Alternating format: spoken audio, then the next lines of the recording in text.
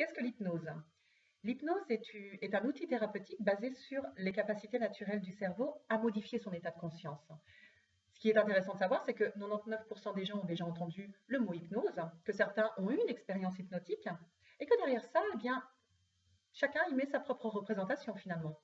L'idée, c'est que dès que votre attention est captivée par quelque chose, dès que vous êtes concentré sur quelque chose, dès que vous êtes en train de vivre une expérience qui vous touche et qui vous intéresse vraiment, alors vous êtes dans un état modifié de conscience.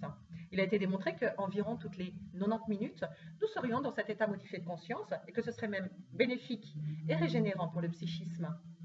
Alors dans cet état-là, vous allez être en lien direct avec votre inconscient, c'est-à-dire la partie de nous qu'on connaît le moins finalement.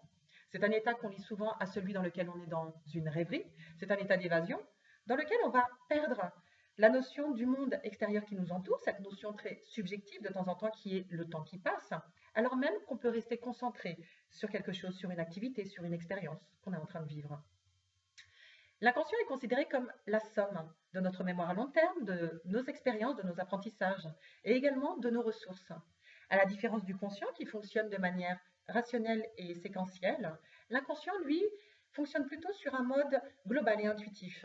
Il est tout le temps présent et actif et il est capable de gérer des milliers d'informations en même temps.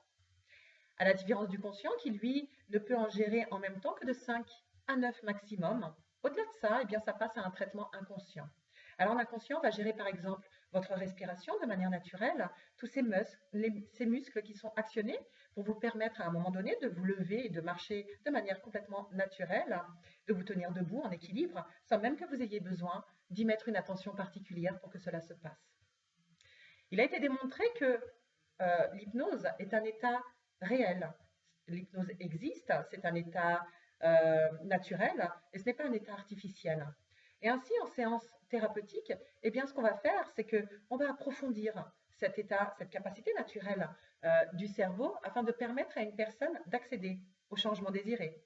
Et ainsi, on va aider quelqu'un à changer un comportement, à diminuer une douleur, une angoisse, une peur, un stress, à améliorer sa concentration, sa mémoire.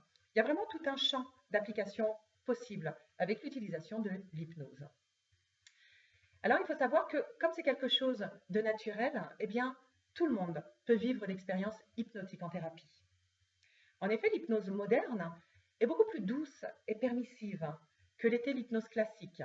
L'hypnose classique, qui est directive, n'est pas accessible à l'ensemble des personnes car tous ne sont pas réceptifs à son mode de fonctionnement.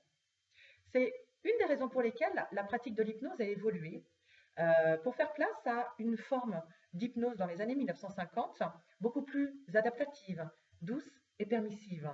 L'hypnose moderne, l'hypnose ericksonienne. Voilà, j'espère que cette vidéo vous aura permis d'y voir un peu plus clair sur ce qu'est l'hypnose et puis également de savoir globalement ce qu'on peut faire avec l'utilisation de l'hypnose en thérapie. Merci.